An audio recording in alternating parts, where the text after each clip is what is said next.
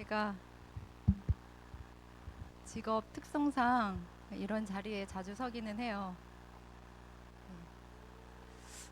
그런데 좀 긴장이 되네요, 오늘은. 뭐 회의를 하게 되면 이렇게 PPT 띄워놓고 하기 때문에 저를 보지 않고 다 PPT를 보는데 오늘 PPT가 없어가지고 다 저만 주목하시는 것 같아가지고 네. 시선을 조금 돌려주셔도 괜찮을 것 같습니다. 제목이 깊어가는 사랑이에요. 아까 장로님 잠깐 언급하신 것처럼 제 제목이 의미심장한데 제 남편에 대한 사랑 얘기는 아니고요. 그렇다고 남편을 사랑하지 않는 건 아니고, 네. 네, 오늘 얘기는 좀 다른 얘기입니다. 저는 태어나 보니 부모님이 군인 장교 출신이셨어요. 네.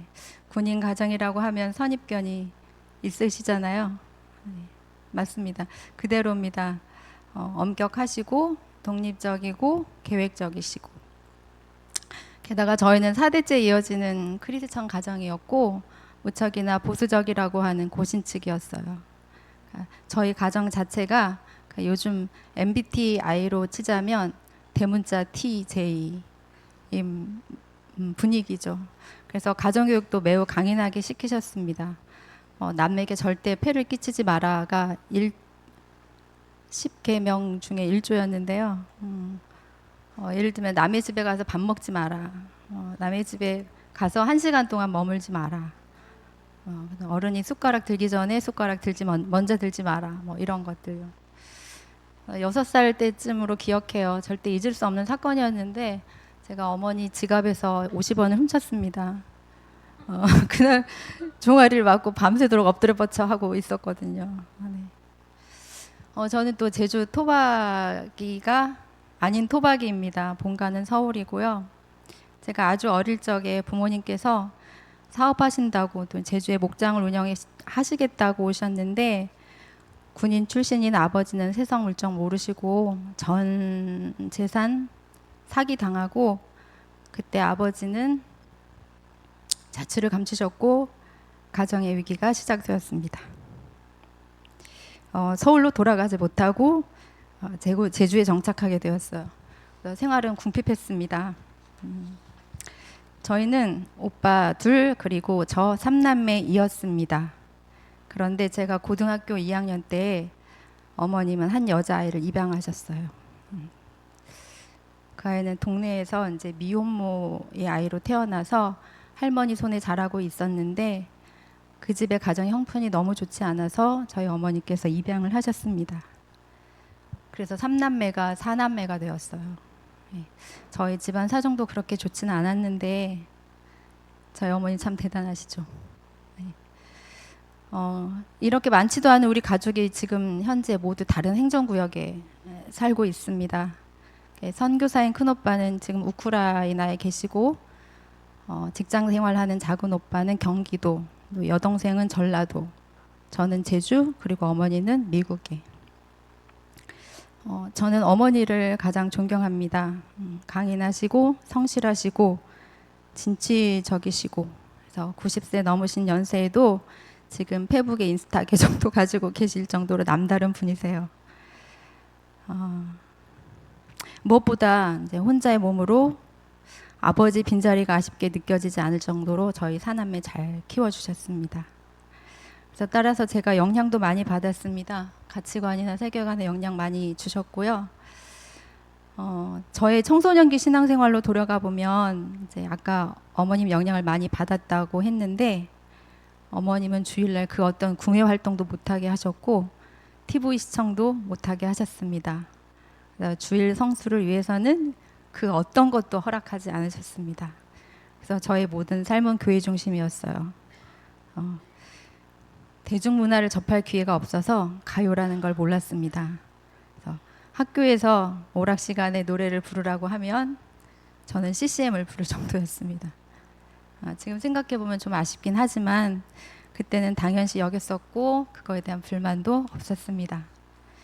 초등학교 6학년 때부터 중3 때까지 표선에서 살았고 표선 교회를 섬겼는데 여기는 시골 교회라서 그 당시에 성도 중에 피아노를 연주할 수 있는 사람이 없었어요.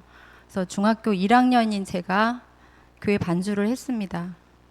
이렇게 된 계기도요. 저희 어머님께서 교회에 반주자분이 계셨는데 저희 어머님께서 중매를 하셔가지고 다른 교회로 가시는 바람에 저희 교회에서 저에게 책임을 지라고 해서 할 수 없이 네, 그 당시에 저는 체르니 30번 초반부 정도 치는 정도였었거든요. 근데 갑자기 반주를 하라고 하니 방법이 매일 연습하는 것밖에 없었어요. 그래서 금요일에 주보가 나오면 그때 찬송가 보고 토요일 날 교회 가서 하루 종일 연습하고 한 6개월 이상 그렇게 했었던 것 같습니다. 그러다 보니까 주일날 이제 아동부 예배, 그다음 주일 예배, 그 당시엔 주일 오후 예배도 7시였었잖아요. 그래서 주일 오후 예배, 수요 예배, 토요일 학생 예배, 어떤 때는 부흥회까지. 그러다 보니까 저한테는 학교하고 교회밖에 없었어요. 친구들과도 조금 단절이 됐었던 것 같습니다. 그럼에도 저는 아무 불만이 없었어요. 모태신앙의 장점이겠죠. 그 후에 고등학교를 제주시로 오면서 반주를 내려놓게 됐습니다. 혼자 자취를 했거든요. 그래도 고교 시절도 모범 생활이었습니다. 대학 생활도 그랬습니다. 외지에서 대학을 다녔지만 신앙생활 게을리하지 않았어요. 지금처럼 성가대도 하고 찬양팀 반주도 하고 청년부부 모임도 열심히 하고 규모가 그리 크지 않은 교회였지만 청년 수가 많았고 제주에서 혼자 와서 사는 게 안타까웠는지 많은 사랑과 관심도 받았습니다. 그래서 교회에 출석을 게을리하지 않았어요. 중요한 거는 이렇게 교회 생활을 열심히 했지만 하나님을 만나지는 않았습니다. 딱히 하나님을 만나고 싶지도 않았고 만날 필요도 못 느꼈었던 것 같아요. 그저 그냥 생활 패턴의 일부였었던 것 같습니다. 그러다가 제 인생의 전환점을 맞게 됩니다. 대학 졸업 후에 공무원 시험을 준비하던 저에게 친구가 제가 지금 근무하고 있는 회사를 추천을 했어요. 그래서 이 회사에 입사하게 되었는데 이때부터 문제가 생기기 시작했습니다. 신세계를 보게 된 것입니다. 반문화요. 제가 몰랐던 세계였습니다. 제가 그렇게 음주 가무를 좋아하고 소질이 있다라는 걸 그전에는 몰랐어요. 퇴근 후에 직장 동료들하고 아주 음악이 크게 틀어져 있는 곳에서 매일 즐겼습니다. 심지어 저희 회사는 여름 휴가가 주말 합쳐서 한 9일 정도 되는데요. 그 9일 내내 낮에는 자고 밤에는 그곳이 어딘지 아시죠? 네. 그렇게 즐겼습니다. 결혼 전까지예요. 네. 어느 날은 밤새고 들어오는데 집 앞에서 새벽기도 나가신 어머니하고 눈이 마주쳤어요.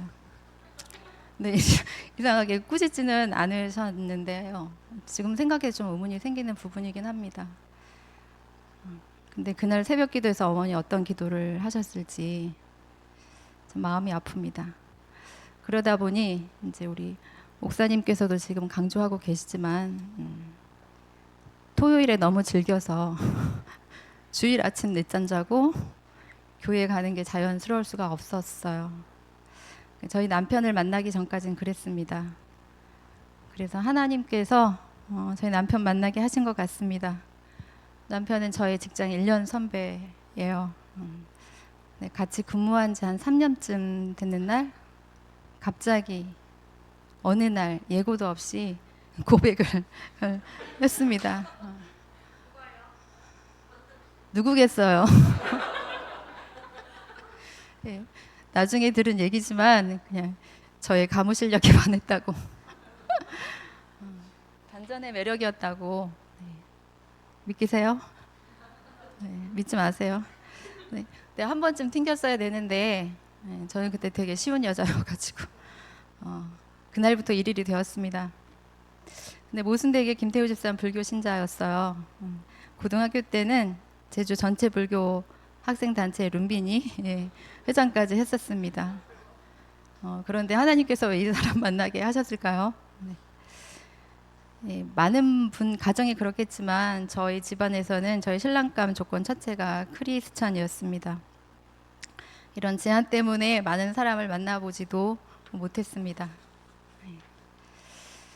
어, 저는 저희 가족 중에 전문 용어로 날라리 신앙인이었어요. 네, 그래서 더 불안하셨나 봅니다. 제가 가족을 설득해야 됐어요. 그래서 한 3년간의 간절한 설득 끝에 승낙을 해주셨는데 조건은 이것이었습니다. 그러니까 어머니 말씀입니다. 하나님께서 너를 그 집안에 보내는 이유가 있을 것이다. 그것은 태우를 전도하라는 것이다. 그 소명 절대 잊지 말고 지켜주길 바란다. 따라서 그 증표로 결혼식은 반드시 교회에서 하길 바란다. 네, 저희가 사랑숨결교회에서 결혼한 1호 커플인 거 아시죠? 몰랐어요. 네. 승낙 받았습니다. 제가 잘한 거 맞죠? 이후로 어머니와 약속 때문에 제가 주일 성수하지 않을 수가 없었습니다. 제가 게을리하면 당연 남편은 더 안일해질 수밖에 없을 거라서요. 보통 배우자를 크리스천으로 선택하라는 이유가 신앙의 해이해짐을 걱정했을 텐데 저는 오히려 더 긴장하고 열심히 섬겼습니다. 저도 시험에 들 때가 있었지만 제가 무너지면 남편을 다시는 되돌리지 못할 거라는 생각에 마음을 다잡곤 했습니다. 그런데 여기에는 우리 사랑숨결 교회의 힘이 매우 컸습니다. 다른 교회에 섬겼다면 하지 못했을 거예요. 그래서 사랑 많은 우리 교회 성도님들 덕에 저와 김태호 집사가 잘 정착하게 되었습니다.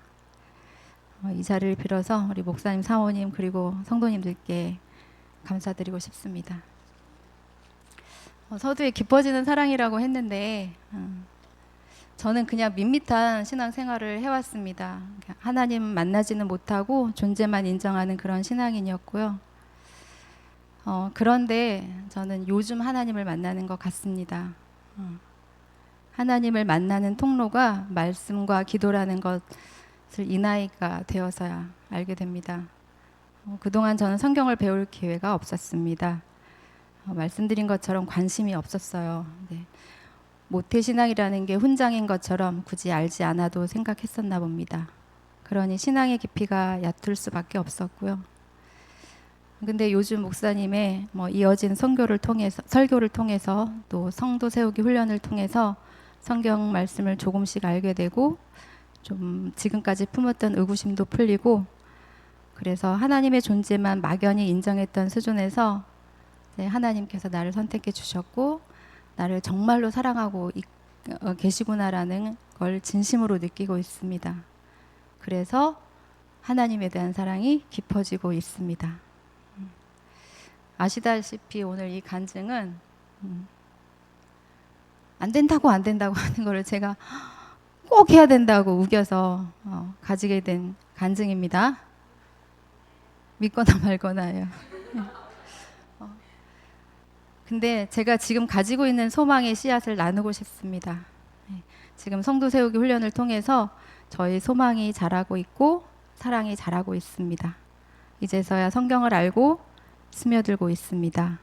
이 마음을 성도님들과 꼭 나누고 싶었습니다. 감사합니다.